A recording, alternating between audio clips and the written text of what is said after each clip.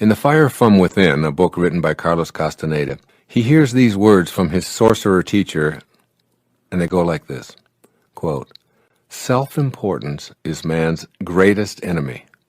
What weakens him is feeling offended by the deeds and misdeeds of his fellow man. Self-importance requires that one spend most of one's life offended by something or someone." Unquote. This is a major impediment to connecting to intention. You can all too easily create a no match here. Basically, your feelings of self-importance are what make you feel special. So let's deal with this concept of being special. It's essential that you have a strong self-concept and that you feel unique. The problem is when you misidentify who you truly are by identifying yourself as your body or your achievements or your possessions. Then you identify people who have accomplished less as inferior, and your self-important superiority causes you to be constantly offended in one way or another. This misidentification is the source of most of your problems, as well as most of the problems of humankind. Feeling special leads us to our self-importance. With the self as a focal point, you sustain the illusion that you are your body, which is a completely separate entity from all others. This sense of separateness leads you to compete rather than cooperate with everyone else. Ultimately, it's a no match with spirit and becomes a huge obstacle to your connection to the power of intention. In order to relinquish your self-importance, you'll have to become aware of how entrenched it is in your own life. Ego is simply an idea of who you are that you carry around with you. As such, it can't be surgically removed by having an egoectomy. This idea of who you think you are will persistently erode any possibility you have of connecting to intention. What follows are 7 steps for overcoming the hold that ego has on you. Here are 7 suggestions to help you transcend ingrained ideas of self-importance. All of these are designed to help prevent you from falsely identifying yourself with this self-important ego of yours. 1. Stop being offended. The behavior of others isn't a reason to become immobilized. That which offends you only weakens you. If you're looking for occasions to be offended, you'll find them at every turn. This is your ego at work convincing you that the world shouldn't be the way that it is. Being offended creates the same destructive energy that offended you in the first place and leads to attack, counterattack, and ultimately war. 2. Let go of your need to win. You are not your winnings or your victories. You may enjoy competing and have fun in a world where winning is everything, but you don't have to be there in your thoughts. There are no losers in a world where we all share the same energy source. All you can say on a given day is that you performed at a certain level in comparison to the levels of others on that particular day. But today is another day, with other competitors and new circumstances to consider. Be the observer, noticing and enjoying it all without needing to win a trophy. Be at peace and match up with the energy of intention. And ironically, although you'll hardly notice it, more of those victories will show up in your life as you pursue them less. 3. Let go of your need to be right. When you let go of the need to be right, you're able to strengthen your connection to the power of intention. But keep in mind that ego is a determined combatant. I've seen people willing to die rather than let go of being right. I've seen people end otherwise beautiful relationships by sticking to their need to be right. I urge you to let go of this ego-driven need to be right by stopping yourself in the midst of an argument and asking yourself, do I want to be right or happy? When you choose the happy, loving, spiritual mode, your connection to intention is strengthened. These moments ultimately expand your new connection to the power of intention. The universal source will begin to collaborate with you in creating the life you were intended to live. 4. Let go of your need to be superior. Let go of your need to feel superior by seeing the unfolding of God in everyone. Don't assess others on the basis of their appearance, achievements, possessions, and other indices of ego. When you project feelings of superiority, that's what you get back, leading to resentments and ultimately hostile feelings. These feelings become the vehicle taking you further away from intention. 5. Let go of your need to have more. The universal source is content with itself, constantly expanding and creating new life, never trying to hold on to its creation for its own selfish means. It creates and lets go. As you let go of ego's need to have more, you unify with that source. You create, attract to yourself, and let it go, never demanding that more come your way. As an appreciator of all that shows up, you learn the powerful lesson St. Francis of Assisi taught us. It is in giving that we receive. By allowing abundance to flow to and through you, You match up with your source and guarantee that this energy will continue to flow. 6.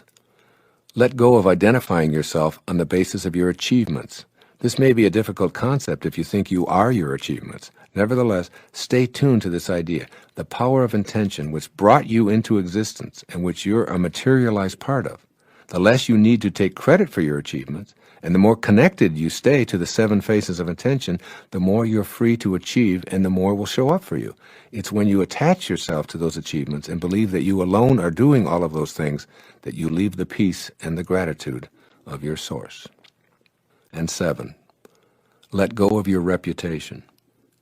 Your reputation is not located in you. It resides in the minds of others. Therefore, you have no control over it at all. If you speak to 30 people, you'll have 30 reputations. Connecting to intention means listening to your heart and conducting yourself based on what your inner voice tells you is your purpose here. If you're overly concerned with how you're going to be perceived by everyone, then you've disconnected yourself from intention and allowed the opinions of others to guide you. This is your ego at work. It's an illusion that stands between you and the power of intention. Whenever you're about to act, to do anything, if you have any conflict at all, you can ask yourself the question, is what I'm about to say, is what I'm about to do going to bring me peace, more peace in my life, or is it going to bring a sense of turmoil? Is there going to be some struggle, some anxiety as a result of what I'm going to say or what I'm going to do? If the answer is peace, then it's your highest self. If the answer is turmoil, struggle, anxiety, stress, then the answer is your ego. So now you've identified, and now you'll know how to act. The way to act is with the way that will bring you peace. Even if it seems inconsistent, the way to act is the way that will bring you peace. The second thing to do is to start to learn to go beyond this restriction that you've experienced in the physical plane. The restrictions of the physical plane are many. Begin to say, I can transcend that. In your mind, begin to look at yourself as living in that physical plane, but that's not who you are. So figure out ways in your own consciousness to just get past all of these limitations that are a part of your body and your world. The third is, wherever you go, refuse to defend yourself to anyone or to anything on the earth plane. You don't have to defend yourself. You don't have to prove yourself. You can just quietly be an effective human being and not get yourself into that position where you're arguing with someone over the rightness of how you feel. Just let go of that. And the higher part of you is saying, I want peace. I want peace. It's always there. Keep that in mind. And finally, learn to surrender and to trust in that wisdom that created you. The act of surrendering is letting go, detaching yourself from all of the beliefs that you have, that it's important for you to be right and it's important for you to prove other people wrong and all of these kinds of things that keep you sort of in that restriction. Once you surrender and once you let go, you find yourself a whole lot freer in your life. To understand that you have a higher self and to know it and be aware of it is one thing, but to trust in it is quite something else. And the ways to put this principle into practice are, first of all, to keep in mind that you cannot go to a higher ground if you're hanging on to a lower level. That in order to get yourself to a higher place, a place of trust, you have to somehow recognize that all of the stuff that's going on in your life in a lower place is something you have to let go of. You have to trust that when you do let go, you're not going to be falling into the abyss. And I would recommend that you take a real rebellious attitude toward the philosophy which preaches that that you are not connected to the divine energy, that somehow this force that has many names is something that is outside of you, and you're not deserving of it. Until you know that you can trust in it, you can't use it and acknowledge it in your life. One of the things to do to practice this trust is to take the most serious problem that you have and turn it over to God. Affirm to yourself, I would like to show my trust in the divine force by simply turning my problems over to your divine hands. I can remember doing this with some of the things that I really struggled with at one time in my life, things that I just thought I couldn't get past. I remember going through relationship difficulties. I remember going through problems with drinking and things like this, where it just seemed like I wanted to get past it and I just didn't know quite what to do. I can remember times when I would be stuck in my writing and not sure whether I could, and I would just stop and I would just say, all right, I'm going to turn this over. I'm going to trust. I'm going to trust. I'm going to surrender. And this concept of surrender is very, very important. So when you do this, it's just that simple act of getting down on your knees and staying there on your knees and just say, okay, I'm going to turn this over to something that is higher within myself. And the ego seems to go away, and the solution seems to be there for you. The presence of complete trust is evident in your life when you start to think and feel and do are all balanced and they're all in harmony. This is called congruence. If you're congruent, your thoughts and your feelings and your behavior are all in harmony. If you're incongruent, you have one thought about, gee, I'd like to be able to do this, but then you feel another way about it, and then you act in a completely different way. And this is the cause of most of the struggles in our life, and it's also the thing that impedes the free flow of the divine force into your life. You have to trust in yourself. When you're trusting in yourself, you're trusting in this very wisdom that is the source of your life. And when you are congruent within and are feeling congruent, you are also beginning to act congruent. So work on congruency and look at the areas in your life in which you feel yourself to be incongruent. What do I think about this, and how do I feel, and how do I act? And try to bring them into harmony. And you'll start accessing this trust that is absolutely essential to the manifesting process. And of course, as always, you have to begin a meditation practice of contemplating the supreme principle which is beyond the pettiness of this world. And as you meditate and go within and you make conscious contact with God, God isn't something that you know about any longer. God is something that you know directly and personally. And once you have this direct conscious contact, this knowing, then trust is not anything that you'll ever have to work on again. So here are 5 attitudes that I believe that we need to cultivate. The first of these is, I am a human being expressing God without reservation. This is an attitude that says, who I am is particular, is individual, but I am expressing God. And therefore, I am honorable, I am worthy, I count, and I shouldn't be thinking of myself as something that is less than valuable. That's the first. The second is, I accept myself without complaint. I have a slogan that I use in my own life. It says, whenever I hear my children complaining or other people and they ask me for advice, I always say, don't complain, don't explain. Don't complain, don't explain. I accept myself without complaint. I look at the body that I'm in, and I understand that this is nothing more than my curriculum to God. There are things about it that if I were to be designing it myself, perhaps I would have done a little differently. I might have put a little extra hair on the top. I might have made myself a little taller. I might have made myself a little darker. I might have made my eyes a different color, whatever it is. But that isn't up to me. Because who I am is not this thing that I occupy. This is just a garage where I park my soul. And it doesn't matter. It is my curriculum to God.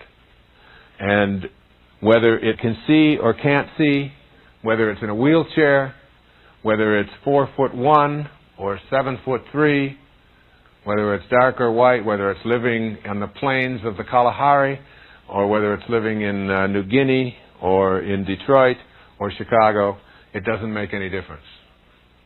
I accept myself without complaint. This is what I showed up in. And not only do I accept myself without complaint, but I accept life without complaining. And all of us have that choice, and we don't listen to that inner voice. That inner voice. I've often said that if prayer is you talking to God, then your intuition is God talking to you. And that intuition is something you want to listen to. And complaining about anything in your world, particularly about yourself, is a way of blocking the free flow of the divine intelligence that is everywhere and wants to be delivering abundance into your life. The third is, and this is a hard one for people, is I take full responsibility for my life. I take full responsibility for my life. You see, if you are disconnected or feel disconnected from the divine source, you cannot manifest. The separation is what keeps you from connecting. You can't align yourself. Not taking responsibility for your life and anything in it. And I get letters from people who feel that I shouldn't be saying this because people who have illnesses that they can't do anything about, they don't want to have to take responsibility for them. Or people who have been victims of abuse and things like this, don't want to take responsibility for them.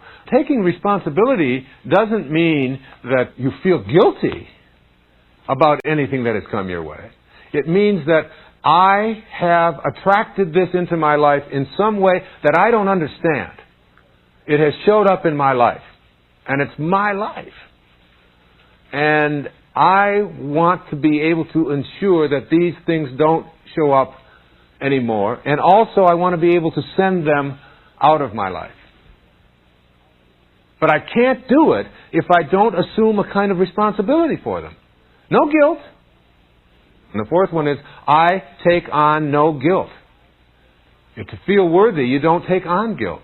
Just taking on this sense of responsibility. If I get anything in my body, that if it's a hernia, if it's an ache, if it's a pain, if it were a cancer, if it were arthritis, if it's I can't sleep, if it's a cold, if it's a backache, if it's a headache, whatever it is, I am going to say, there's something in me that has attracted this. Rather than, I don't know how this happened, I'm just a victim. These kind of things happen. We live in a carcinogenic world, and these kind of things just happen. It's like the minute that you take responsibility for it, you connect to the divine source, which can heal it. The minute that you say, I had nothing to do with this, then you put that barrier up there, and you're disconnected from the healing of it. So I'm not talking, I want to re-emphasize, I'm not talking about feeling guilty about it. I'm talking about saying, it's here, I've experienced it, I can do something with it, I can either go back to that stage of being an athlete and being a warrior and say, it's all in my ego, or I can do something profound about it, which is to say I can teach and become a statesman and a spiritual being by teaching others how to avoid having this happen. It came to me for a reason. I don't have to understand it, but I take responsibility for it. No guilt, no abdicating the person who was responsible for it and saying, oh, it wasn't their fault. None of that. No removal of the punishment that the person deserves for that kind of conduct. None of that. Simply taking responsibility and saying, I now connect to whatever it is that's in my life, and I no longer am going to carry around the anguish and the guilt there, any place in my life. As soon as you do that, you honor your worthiness to receive the healing, to receive the abundance, to receive the love that might have been missing from your life. The fifth and final affirmation or attitude to create for ourselves a sense of being worthy is to have congruency in your life. Congruency. I understand the importance of harmony between my thoughts, my feelings, and my behaviors. Very often, most of the problems that we face as people come from our inability to have congruency or harmony exist between what I think, what I feel, and how I behave. I may think one thing, I may feel something else, and then behave in a different way. And to have a congruency is to honor your worthiness. Virtually all addictions come from an incongruency. I have a thought about one thing, I feel something else, and then I behave in a different way. And that incongruency is what keeps us from feeling worthy. In reading the Aphorisms of Patanjali, he was talking, now you have to remember, we're talking about before the Middle Ages, which were called the Dark Ages. And here was Patanjali writing about the ability to be able to do absolutely miraculous things. The ability to be able to be in more than one place at the same time. The ability to be able to be in the presence of another human being and raise your energy to such a level that you could literally, by your presence alone, just heal that person. The ability to be able to transcend things like diseases. The ability to be able to have the gift of fish and loaves. to just live at such a level of consciousness that anything you placed your attention on instantaneously, you had the capacity and the power to be able to make that realization for you. The book is called How to Know God. Now, it's not called How to Know About God. It's not called How to Believe in God. It's called How to Know God. And How to Know God means making conscious contact with God. It's the only way you can know anything. So here are the 5 aphorisms. The first is called, "The central act of ignorance is false identification." The central act of ignorance is called false identification. What does Patanjali mean by false identification? And what does he mean by ignorance? Ignorance is not to be assumed to mean that you are uninformed. It means that you are identifying yourself as a human being with your body and your possessions and this material world. And the central act of that ignorance is the identification falsely with this world of the changing. But beyond the world of the changing is the changeless world. And once you start to identify yourself there and know that this is who you are, know it, like you're listening right now and you're watching, and the energy that is coming into you is coming through your eyes and ears and senses. And it is only your eyes and your ears and your senses that take this energy and twist it into something called evil or problems. It comes into your eyes, these energies, and into your ears, if it could be examined just before it hits your eyes, and just before it reaches your ears, and we could examine it very carefully, you would find that the scientists would say, no, there's no problems in that energy. There's no evil in that energy. Nope, it's just energy. It's just a frequency, it's vibrating at a certain speed. But as soon as it hits your senses, and you begin to interpret it, problems begin to show up in your life. But the energy itself contains no problems. It's just energy. That's proper identification according to Patanjali. That's the first aphorism. The second aphorism sounds like this. The mind of the truly illumined, said Patanjali, is calm, because the peace of God within all things is known, even within the appearance of misery and disease. Even within the appearance of misery and disease. The mind of the truly illumined is always calm. And the mind of the truly illumined understands that the peace of God is in all things. You are in this world, but what? You are not of this world. That is not who you are. You are not of this world, even though you're in it. So you're filling out the forms, you send in your money to the IRS, and you stop at the red lights, and you obey the laws, and you follow the rules, that is, most of them, which seem to make sense, and the ones that don't, you're able to ignore, which you have to, otherwise we'll never have any growth. The third aphorism is quite simple, and it's one that's most troubling to many people in the West. Patanjali said, sin is non-existent. Sin is non-existent. There are only obstacles to one's ultimate union with God. You do not sin. When you behave toward another person in a harmful way, when you steal from another person, when you violate any of the commandments or whatever, you have not sinned. You have created an obstacle to your union with God. You see, the reason we don't want to put sin in there, according to Patanjali, is because it creates shame and guilt. Shame computes the absolute lowest in whether you're going to be strong or weak in your life. Shame is the lowest frequency emotion that is possible. It only computes at 25 on a scale of 1 to 1,000.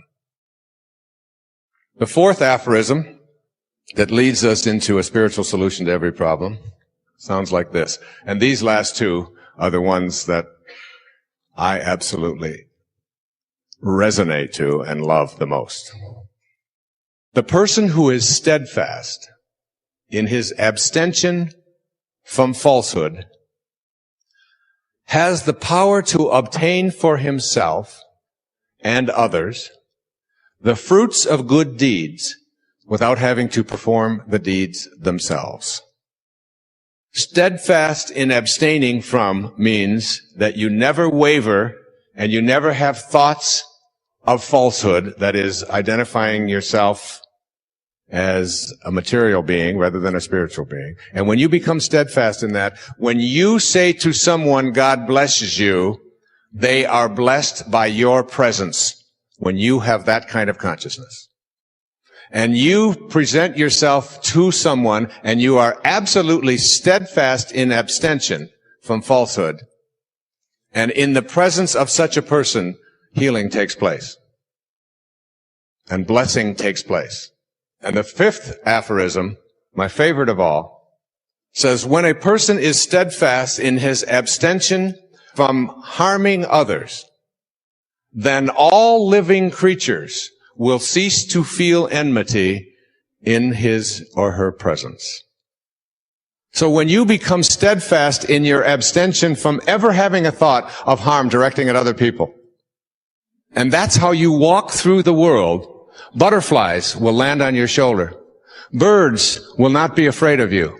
Little dogs, or even vicious dogs, will become domesticated by being in your presence. All living creatures, babies, will goo-goo and come to you. You know people like this, don't you? And what you'll do is set into motion these dormant forces, which will collaborate with you because you're in spirit rather than in form. Here are some of the signposts of a new direction.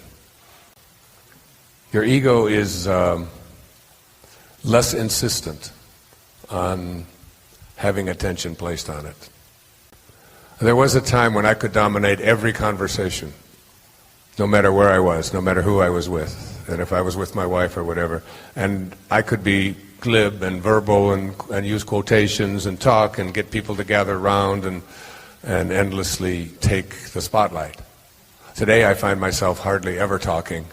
I just love to sit back and watch and listen and observe and notice. Secondly, doing less, not more. Letting go and letting God becomes easier for you. Practicing non-interference. Boy, when I was writing Change Your Thoughts, Change Your Life and living that part of the Tao, I remember reading one of the verses and thinking,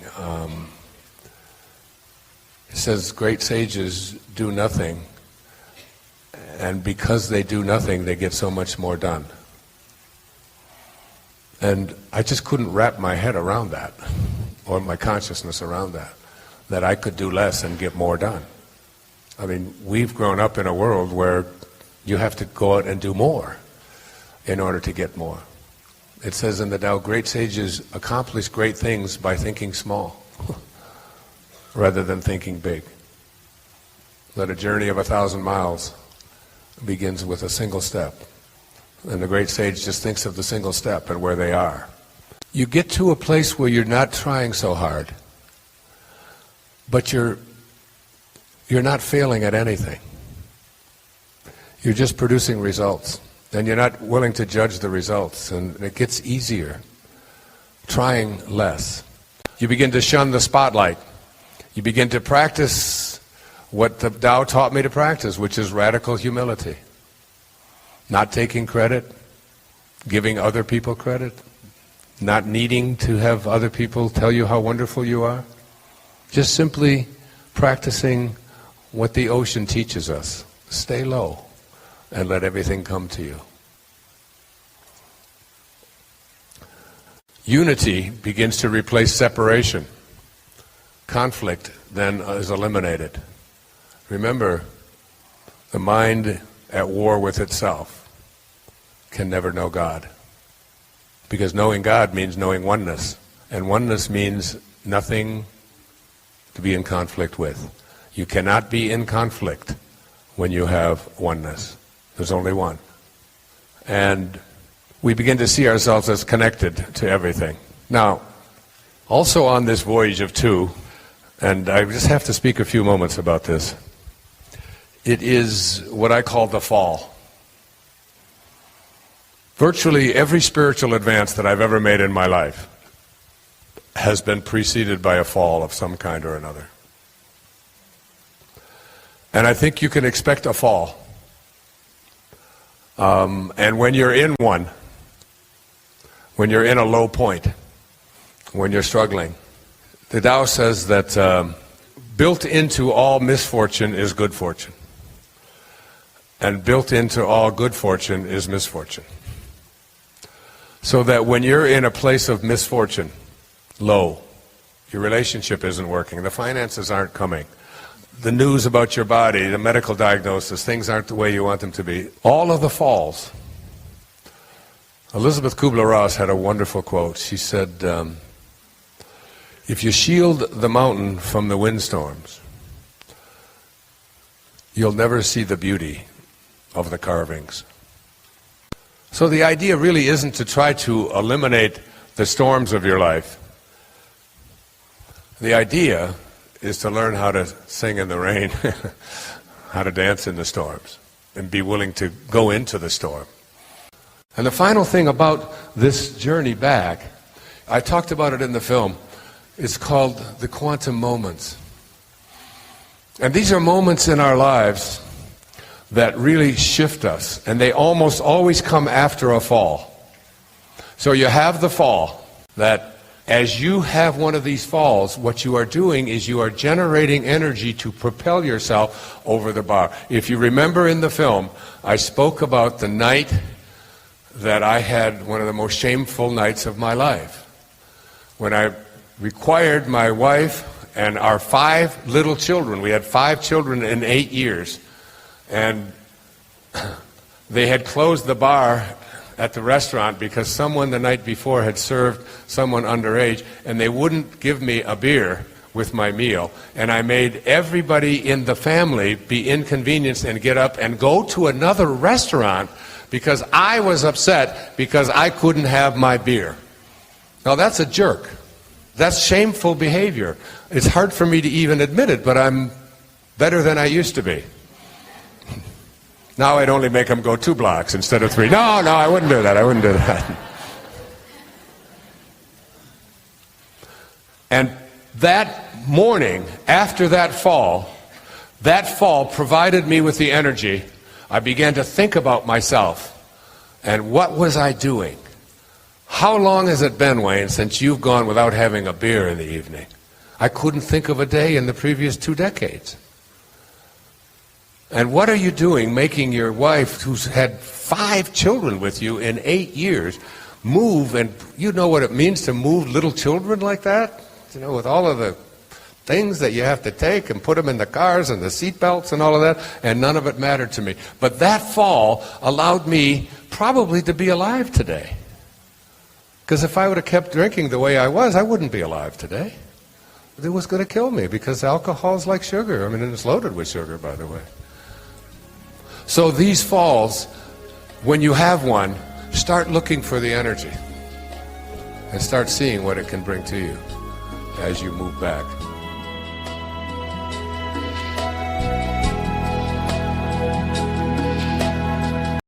What follows is a guide for shifting your mindset to experiencing a world where real magic is not only possible, but it's your birthright. With this shift, miracle making will become something you not only believe in, but that you manifest in your everyday life. Number 1, reserve your judgment and your disbelief. I encourage you to cultivate a new, self-declared openness to anything and everything being a possibility for you. Having an open mind and suspending your disbelief allows you to experience new vistas, while your closed mind keeps you trapped in your old ways of thinking and seeing. Real magic is only available to those who can imagine any and all possibilities, while letting the how it will happen take care of itself. 2, create a real magic zone in your mind. Make this a very private part of your life. Reserve a small piece of your consciousness exclusively for this. I've been able to manifest what constitutes miracles for myself by having this very private zone all to myself. Retreat there often to ask for the loving guidance, and the guidance will be there. Number 3, affirm yourself as a no-limit person. When you develop this real magic zone in your mind and trust that you can go there at will, begin to affirm to yourself that there are literally no limits to the powers that you possess. A great rule of thumb is this: if you can conceive of it in your mind, then it can be brought into the physical world. To become your own miracle worker, you'll have to change the thoughts that create your world of limits and boundaries. Why not include the presence of real magic in your life as well? Number 4, develop a new mindset toward the concept of intuition. You really must become comfortable with the idea that strong inner pleadings and sudden hunches are truly inner voices offering you guidance. Think of your intuitive self as God talking privately to you, just as you talk privately to God and call it prayer. I'm absolutely certain that you have numerous stories of times that an inner voice prompted you to behave in what seemed to be an irrational way and turned out instead to be life-saving. It happens to everyone. Most of us get these intuitive signals on a regular basis. Your intuition, that fuzzy inner voice that you hear so often, is a part of your life. It's there. It's real. Pay attention to it. Number 5, discover the secret that sits in the center and knows. Become familiar and comfortable with the notion that nothingness has something to offer you on your path to real magic. Consider, it's the space between the notes that makes the music. A note without space is one long sound. No nothingness, no music. Consider this: a room is not a room without silent, empty space within, surrounded by the shape of material form. No nothingness, no room. And so it is with you. You too are material form surrounding the invisible, silent emptiness that is also you. Without that nothingness inside, there can be no you. It is out of that secret in the center that you will be able to create miracles for yourself. Number 6, learn to learn through knowing and trusting rather than doubting and fearing. Much of your learning has likely involved questioning your ability to gain a particular skill. You were taught to doubt in a culture that stressed, you can't, it's wrong, you don't have the right background or the right credentials or the training or the experience. Out of doubt came a fear of your greatness, a fear of disapproval, a fear of failure or intimacy, and even success. If you want to become acquainted with real magic, fear and doubt must be replaced with trust and a strong reliance on internal knowing. Keep in mind as you shift to this new consciousness that behind fear is powerlessness. That which you fear you are fighting, and fighting always weakens you. Behind trust is empowerment and love. It is your choice always, and the choice begins in that amorphous inner world of the mind. Number 7, affirm that your intention creates your reality. Memorize and continually remind yourself, my intention creates my reality. Intention is the energy of your soul coming into contact with your physical reality. What you see around you, who you associate with, how you function daily, and virtually everything about the physical you is a result of your intentions or how your thoughts became energized into action. Creating miracles in your life comes from your intention to do so. Not your wish, not your desire, not your goal, your intention. Then and only then, you'll begin to turn that same potential into your reality in the material world. Number 8, experience surrender and satori. Surrendering is the equivalent of putting inspiration into your life. When you are inspired, you feel purposeful. When you trust in the invisible intelligence of the universe, you feel guided. It can happen in a moment, and it often occurs just that quickly. In Zen, they call this process satori, which translates roughly to instant awakening. This feeling of satori is a result of an inner decision to be at harmony with yourself and your physical world. It's really a decision to surrender. Number 9, learn to act as if the life you visualize is already here. Act as if that which you perceive in your mind is already here in the physical world. You create your thoughts create your intentions create your reality. Consequently, you must begin to ignore your own doubt about the importance of your inner world and start acting as if the images you desire are already your reality. If you want to be confident but don't normally act that way, today, just this once, act in the physical world the way that you believe a confident person would. This is how miracle-minded people really act in their lives. Try it. Number 10. Live according to your spiritual self first and your physical self second. In developing your mindset for real magic, you must begin the process of living primarily according to your spiritual self. Miracles will only occur if the choices you are making are in concert with your spiritual self. Your first responsibility is to your spiritual side. Consult your mind before acting, and therefore become authentic to yourself. It is nothing more than an internal shift. There is no need to rid yourself of physical habits nor pretend that your physical longings don't exist. Instead, what you do is you rearrange your priorities, making first contact with your soul, paying attention to it first, and allowing your behaviors in the physical world to flow from those new thoughts. Look within and listen, and your priorities will be clearly seen and heard by your physical self. And one of the nicest things about the universe is that it pays the highest interest rate of any bank on our planet. The universe gives 20 to 25% interest. If you send out $1,000 worth of love, you get back about $1,300 every time. You get your 1,000 back just to prove that what goes around comes around. And then you get a bonus. And the bonus is there just to remind you, this is the way to behave toward everyone. When you give something out into the universe, you get it back. In the simplest form, if somebody's walking down the street with a scowl on their face and you say, "Good morning, how are you this morning? Here's a newspaper for you," or whatever it is, and you just say something pleasant and loving and nice, you will see something pleasant and nice come back to you most of the time. If you don't, then that's a test. That's not a, "See, I told you it's not right." That's just your test. Most of the time, it will come back to you. A smile, you'll see, and you will feel better. Now, in the simplest form, that's what it is. That even applies to financial things. I remember a few years ago, my secretary was just all concerned about her income taxes, and she owed $500 more on her taxes, and it was the 14th of April. And she didn't know what she was going to do, and she didn't want to have to take out a loan and all of this. And I said, "Look, you've done so many great things for me this year. Here's $500. I'll just pay those taxes. I don't have any problem with it. I'll pay it. It won't affect me one way or the other." It wasn't really any great big gesture or magnanimous thing for me to do. It was just what seemed to be the right thing to do. The next day in the mail comes a check for $570 from Greece for an article that I had written for Family Circle magazine like 5 years before. It had been held up in some transaction in Greece, and there it was. The $500 back plus $70 as a bonus. That principle applies all the time for me in my life, I have found. And I didn't know that 10 years ago. I didn't know that if you give it away, it's like it's that circuitous nature of how each cell works. Remember the electrons that are circling around? They all just keep coming back. Everything just keeps coming back. And it works. And we are, when you think of an endless universe, we're still just tiny little cells. The same principle is working. But getting people who have been conditioned to believe that it's the bottom line and it's profits, and if I don't see it, then I don't believe it. And so in this technological, externally oriented, fast-paced kind of hectic society that we have created, we tend to forget some basic human principles. I tell people over and over again, your opinions are trivial.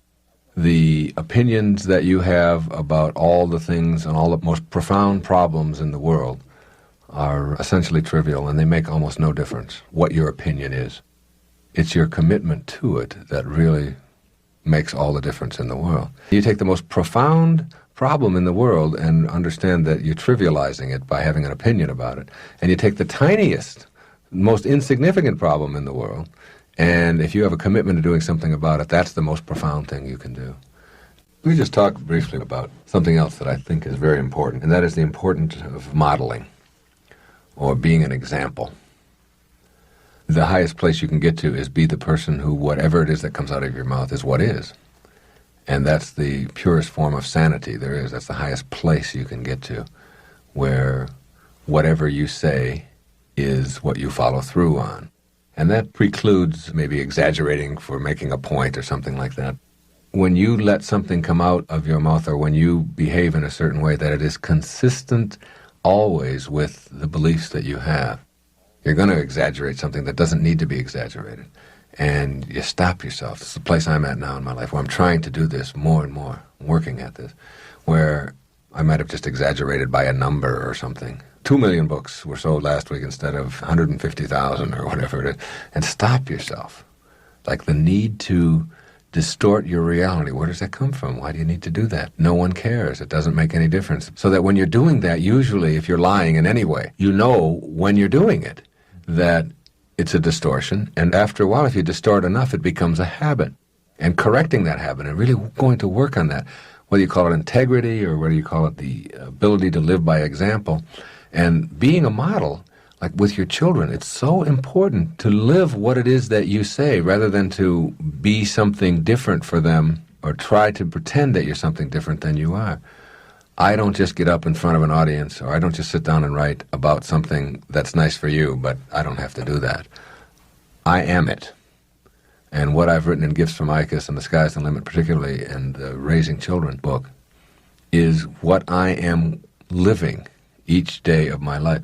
Getting yourself to that point, that important integrity point, where what comes out of you is exactly what is in the world, and that if you're going to try to be persuasive or be a leader or make a difference in the world, then you do that by modeling, by providing an example up and down the line. And anytime you detract from that example, then you are not being authentic. And being authentic is a part of being enlightened, and it's very important to have that concept down cold. You can't be cheating on your income tax and punishing your children for being dishonest and be an authentic, enlightened person at the same time. You can't be blowing cigarettes in their face and telling them about the evils of addiction and be an enlightened, authentic person. If I had a woman from Holland who came over to see me, whose husband had left her after 25 years, she had 4 children, and she just had been on the verge of suicide. And she was losing weight, and she was depressed, and she was taking all kinds of drugs for it, and she was getting sicker and sicker because she just couldn't get over it. And she came to a book signing that I was doing at a bookstore down in Florida. And she said, "You've got to say something to me. You've got to say something to me that will help me to get over this." And I told her this line. I said, "Give up your personal history. Merge yourself here, now, into this moment. And those 25 years are something, if you want to understand how to do it, think of your past as, this hat. And this is your past. Now, you can't just set this thing down over here and walk away from it and give up your personal history, because you'll always have it there to look back at. What you do is you pick up your past and you embrace it. You understand it, you accept it as, I had to go through these things that I had to go through in order for me to get to this place today, and the evidence for that is that I did. You don't need any more evidence. You did. And then you toss it. You toss it. You embrace it and you toss it. And you merge into the now by giving up your attachment. And some of you have heard me use the metaphor of the wake. Alan Watts talked about the wake is not what drives the boat. The wake is just a trail that is left behind. That's all it is. And so is the wake of your life. And the wake doesn't make the boat go, and neither does the wake of your life the reason why your life is going in the direction that it is. The wake is a trail that is left behind, and it's an illusion to believe that it is the cause of your suffering or your struggles or your difficulty. Give it up. Let it go. Embrace it, understand it, get help doing that if you must, and then move into the now. Wisdom is avoiding all thoughts which weaken you. You know, every thought has an energy, just like everything else in the universe. And if you have a thought of shame, it will weaken your muscles. And what is your heart but a muscle? If you raise a child who believe in shame and feel ashamed of themselves, every time they think that shameful thought, they will be weakened. And if you have a thought of fear, and if you have a thought of stress, and you have a thought of anguish and anxiety, all of these thoughts and many more are the thoughts that will always weaken you. When you are having a thought that you know is disempowering you, shift it. Shift it to one that is empowering rather than disempowering. And the thoughts that empower are thoughts of neutrality and willingness and love, and ultimately thoughts of divinity. And when you see a troubled person who is out there struggling at the highest level of unity consciousness or God consciousness, or spiritual consciousness, you recognize yourself in all that you see. There, but for the grace of God, go I. And I am connected to that person. Changing your thoughts. I appeared on the Tonight Show many years ago, several times, quite a few times. And I remember coming home from the Tonight Show, and I was walking along the beach, and they had taped the show the night before, and I was out for a walk, and a woman who lived in the Northeast stopped me, and she said, "Didn't I see you last night on the, how could you be here?" I said, "Well, I flew the red eye, and I was walking along." She said, "You know, we're moving down here." She said, "What are the people like here? What's it like?" And I said to her, I said, "Well, what are they like where you live?" She said, "Well," she said, I live in a very big city." And she said, "They're very pushy. And people are not very kind. And they don't have time for you." And she said, "It's really not very pleasant." She said, "That's one of the reasons I'm leaving there." I said, "Well, that's pretty much what you're going to find here." That's basically what the people are like here. On the way back on the same day, someone else who had seen me the night before on the Tonight Show, who had lived in the Midwest, stopped me and asked me almost the same question. She said, "You live here?" I said, "Yes." She said, "Well, my husband and I are moving here and we're looking for a school." She said, "What are the people like here? What's it like here?" I said, "What are they like in Chicago where you live?" She said, "It's the Midwest." She said, "People are very friendly, they're open, they open their homes to you, they're very loving, they're very kind." She said, "It's a wonderful place." She said, "I love that. I'm going to really miss that." I said, "That's pretty much what you're going to find here." It's what you expect. It's what you think about that expands. It's what Emerson taught us. The ancestor to every action is a thought. Change your thoughts, and you change your world. Change your expectations, and you change around what you begin to manifest and see showing up in your life. I have been accused over the years in the critical press of providing false hope to people. People will call, and I'll be on a talk show on the radio someplace in the world, and someone will call in who's been diagnosed with a terminal illness of some kind, and I will talk to them about not buying into the diagnosis. About why would you just listen to a group of people who have a vested interest in convincing you of this impending doom in your life, and the law that has ever allowed any miracle to ever take place in the history of humanity is still on the books. It hasn't been repealed. So that energy, whatever it is, whoever has ever healed themselves of a diagnosis of terminal illness, used the same kind of energy that is in you. And so people say, well, that's providing false hope and so on.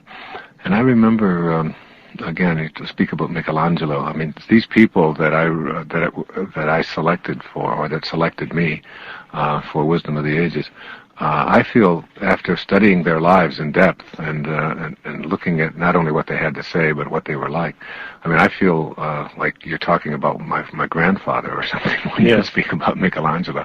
And again, in Florence, when we went to Florence, I said, I'm just going to go see the statue of David. And I thought, well, I'll just look at this statue.